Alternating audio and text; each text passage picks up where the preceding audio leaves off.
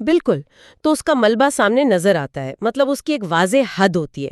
لیکن آج کی دنیا میں جب انسانی ساکھ پوری طرح ڈیجیٹل دنیا میں داخل ہو چکی ہے تو نقصان کی کوئی سرحد باقی نہیں رہی۔ ایسا ہی ہے، اور آج کی ہماری یہ گفتگو سن کر تو واقعی رونگٹے کھڑے ہو جاتے ہیں۔ ہے نا؟ آج کے اس گہرے مطالعے میں ہم محض کسی عام واقعے پر بات نہیں کر رہے، بلکہ ہمارے سامنے موجود مواد دراصل مشہور آڈیو ناول جنت کے پتے کی تیسری قسط پر مبنی ہے۔ جی، اور یہ ایک انتہائی سنسنی خیز کے اسٹڈی کی حیثیت رکھتا ہے آج کے دور میں۔ بالکل، اس میں ہم دیکھیں گے کہ جب سائبر بلیک میلنگ، انٹیلیجنس ایجنسیوں کا دباؤ اور ہمارے مشرقی خاندانی راز آپس میں ٹکراتے ہیں تو کیا ہوتا ہے۔ چلیے اس سب کو تھوڑا کھول کر دیکھتے ہیں۔ ضرور، کیونکہ یہ کہانی صرف ایک کہانی نہیں ہے، بلکہ آج کے دور کے ایک بہت بڑے مسئلے یعنی ہمارے ڈیجیٹل فٹ پرنٹ اور اس کے معاشرتی اثرات کی عکاسی کرتی ہے۔ سننے والوں کے لیے یہ سمجھنا بہت ضروری ہے کہ آج کے دور میں معلومات کا حصول جتنا تیز ہے، معلومات کا غلط استعمال مطلب اس سے بھی کہیں زیادہ خطرناک ہے۔ بات یہ ہے کہ جدید دور کے خطرات نے ہماری پرانی روایات کو اور خاص طور پر عزت کے تصورات کو پوری طرح ہیک کر لیا ہے۔ اچھا، کہانی کے آغاز میں ہی ہم دیکھتے ہیں کہ ایک بہت بڑا بحران کھڑا ہو جاتا ہے۔ حیا کی کزن ارم کا رشتہ ٹوٹ جاتا ہے، اور وجہ کیا ہے؟ انٹرنیٹ پر ان کے مہندی کے فنکشن کی ایک ڈانس ویڈیو آ گئی ہے۔ اور یہیں پر وہ مشرقی معاشروں کا عزت اور شرم والا ماڈل سامنے آتا ہے۔ جب ویڈیو وائرل ہوتی ہے تو مسئلہ صرف پرائیویسی کا نہیں رہتا، پورے خاندان کی بقا کا بن جاتا ہے۔ بالکل، لیکن مجھے جو بات سب سے زیادہ عجیب لگی وہ یہ تھی کہ خاندان اپنا سارا غصہ نامعلوم مجرم پر نکالنے کے بجائے حیا پر ڈال دیتا ہے۔ اسے تانے ملتے ہیں کہ اس کی آزاد خیالی نے ارم کو بگاڑا ہے۔ نفسیاتی دفاعی نظام ایسے ہی کام کرتا ہے۔ جب کوئی روایتی نظام کسی ایسے جدید اور غیر مرئی دشمن کا سامنا کرتا ہے جس کا کوئی چہرہ نہ ہو تو وہ بے بس ہو جاتے ہیں۔ یعنی وہ اپنے ہی اندر ایک مجرم تراش لیتے ہیں۔ ہاں بالکل، حیا کو قربانی کا بکرا بنانا اسی بے بسی کا اظہار ہے۔ اس شدید گھٹن کے ماحول میں ایک واقعہ ہوتا ہے جو کہانی کا ٹرننگ پوائنٹ ہے۔ Smart T V per P T A کا ایک عام سا اشتہار چلتا ہے کہ غیر تصدیق شدہ سم کا استعمال قانوناً جرم ہے۔ اور بس وہ ایک جملہ حیا کے دماغ میں ایک کھڑکی کھول دیتا ہے۔ ہاں، اس کے ذہن میں خیال آتا ہے کہ سائبر کرائم کے تحت رپورٹ کی جا سکتی ہے۔ یہاں مجھے ایک مثال یاد آ رہی ہے۔ یہ سائبر قوانین دراصل کسی پرہجوم عمارت میں لگی اس ہنگامی کھڑکی یا فائر اسکیپ کی طرح ہوتے ہیں جسے ہم تب تک نظر انداز کرتے ہیں جب تک آگ نہ لگ جائے۔ بالکل صحیح تشبیہ دی آپ نے۔ لیکن میں آپ سے یہ پوچھنا چاہ رہی تھی کہ کیا معاشرتی بدنامی کا خوف اکثر لوگوں کو اس قانونی راستے کو اپنانے سے نہیں روکتا؟ یہاں جو سب سے حیران کن بات ہے وہ یہ ہے کہ واقعی ایسا ہی ہوتا ہے۔ قانونی راستہ اپنانے کا مطلب ہے یہ مان لینا کہ عمارت میں آگ لگ چکی ہے۔ تفتیش ہوگی، سوالات اٹھیں گے۔ جی، اور بات چار دیواری سے باہر چلی جائے گی۔ اسی لیے حیا کا اپنی بدنامی کے خوف کے باوجود ملک کی سب سے بڑی سویلین انٹیلیجنس ایجنسی کے سائبر کرائم سیل کو ای میل کرنا ایک بہت بڑا قدم تھا۔ بہت مشکل قدم تھا واقعی، لیکن اس کا نتیجہ کیا نکلتا ہے؟ ای میل بھیجنے کے محض 10 منٹ بعد ایک پرائیویٹ نمبر سے کال آ جاتی ہے۔ 10 منٹ؟ جی ہاں۔ دوسری طرف میجر احمد ہے جس کی آواز بھاری، گمبھیر اور قدرے نرم ہے، لیکن وہ خوفناک حد تک معلومات رکھتا ہے۔ یعنی اس کے پاس وہ معلومات تھیں جو ای میل میں سرے سے موجود ہی نہیں تھیں۔ بالکل، میں حیران رہ گئی کہ اسے پہلے سے پتا تھا کہ حیا کے والد سلیمان اصغر کی کنسٹرکشن کمپنی ہے، اس کا بھائی روہیل جارج میسن یونیورسٹی امریکہ میں پڑھ رہا ہے۔ یہ تو بہت گہری معلومات ہے۔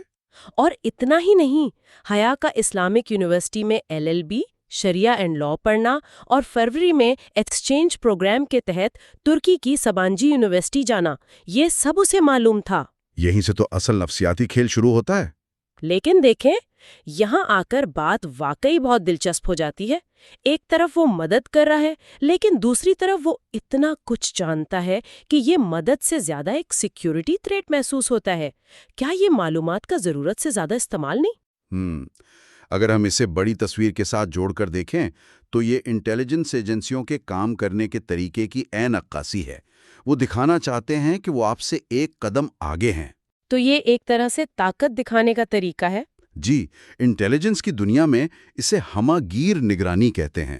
وہ پیغام دے رہے ہیں کہ تمہاری کوئی حرکت ہم سے پوشیدہ نہیں۔ یہ ذہن پر کنٹرول حاصل کرنے کا طریقہ ہے۔ اور اس کنٹرول کا اگلا قدم وہ سیف ہاؤس والی ملاقات؟ ملاقات کا منظر ہی کیسا پراسرار ہے۔ حیا کو ایک پرانی کالی مرسیڈیز میں لایا جاتا ہے اور پھر وہ ایک خالی سفید کمرہ ہے۔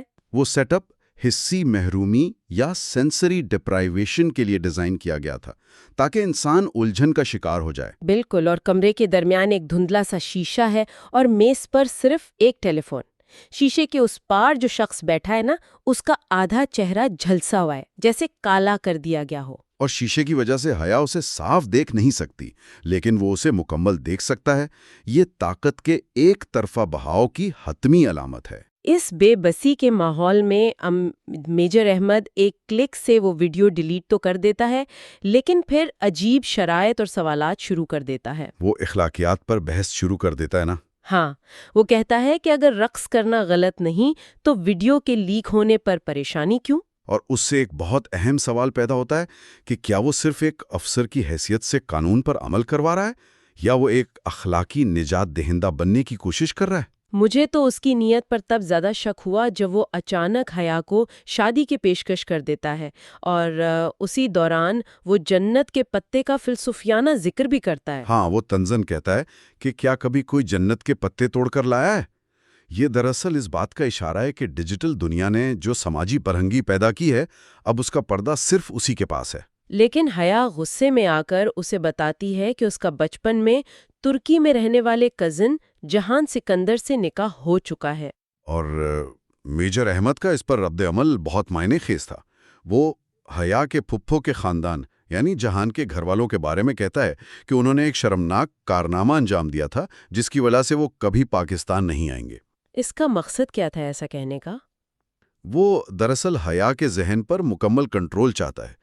وہ اسے اپنے خاندانی جذباتی سہارے سے کاٹنا چاہتا ہے۔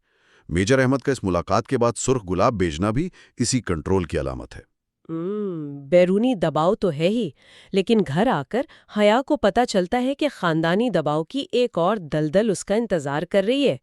ویڈیو کا مسئلہ تو حل ہو گیا، لیکن اس کے والد سلیمان صاحب نے فیصلہ کیا ہے کہ حیا کو جہان سکندر سے خلا لے لینی چاہیے، کیونکہ خاندان اب ان سے رشتہ رکھنا ہی نہیں چاہتا۔ جی، اور حیا 5 ماہ کی مہلت مانگتی ہے تاکہ ترکی جا کر جہان سے خود ملے، لیکن وہاں بھی مسائل ہیں۔ پاسپورٹ کے محکمے میں تاخیر کی وجہ سے اسے 14 جنوری تک پاسپورٹ نہیں مل سکتا۔ یہ عام بیوروکریٹک رکاوٹیں ہیں، لیکن اس وقت یہ پہاڑ لگ رہی ہوں گی۔ بالکل، اور اس کی کلاس فیلو خدیجہ رانا اسے بتاتی ہے کہ ترکی کے ویزے کے لیے ڈپلومیٹک انکلیو میں صبح 6:30 بجے پہنچنا ضروری ہے۔ یہ وقت کی کمی کا ایک شدید دباؤ پیدا کر دیتا ہے۔ سامعین کے لیے یہاں یہ نکتہ بہت اہم ہے کہ بعض اوقات انسان کو ایک ہی وقت میں بیرونی محاذ یعنی ویزا اور سفر اور اندرونی محاذ یعنی خاندانی ٹوٹ پھوٹ دونوں پر لڑنا پڑتا ہے۔ اور جب یہ دباؤ بڑھتا ہے تو حقیقت اور وہم گڈمڈ ہونے لگتے ہیں، جیسے وہ سڑک والا واقعہ۔ حیا ٹریفک جام میں پھنسی ہے اور اس کی ڈالی اور پنکی نامی خواجہ سراؤں سے مڈ بھیڑ ہوتی ہے۔ ہاں، وہ منظر بڑا ڈسٹربنگ تھا۔ بہت زیادہ۔ پنکی کی کلائی پر ایک کانٹے جیسا گلابی جلا ہوا نشان ہے اور اس کی انگلیاں حیا کی گاڑی کے شیشے میں پھنس کر زخمی ہو جاتی ہیں۔ اس کے بعد حیا کو خواب میں ڈالی اور اپنے والد کی آوازیں مکس سنائی دیتی ہیں۔ جب ذہن مسلسل تناؤ میں ہو تو وہ مختلف خوف ملا دیتا ہے۔ والد کا سماجی دباؤ اور سڑک پر ملنے والے افراد کی مداخلت لاشعور میں ایک ہو جاتے ہیں۔ اور پھر رات کا وہ حملہ۔ حیا رات کو سڑک پر اکیلی جا رہی ہوتی ہے، 3 لڑکے اسے گھیر لیتے ہیں اور اچانک ڈالی وہاں پہنچ کر ایک فرائنگ پین سے ان لڑکوں کو مار بھگاتی ہے۔ ایک فرائنگ پین سے؟ یہ تو بالکل غیر متوقع تھا۔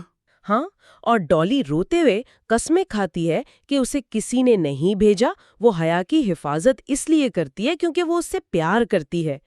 تو ان سب کا مطلب کیا ہے؟ کیا واقعی میجر احمد نے ڈالی کو حیا کے پیچھے لگایا ہوگا؟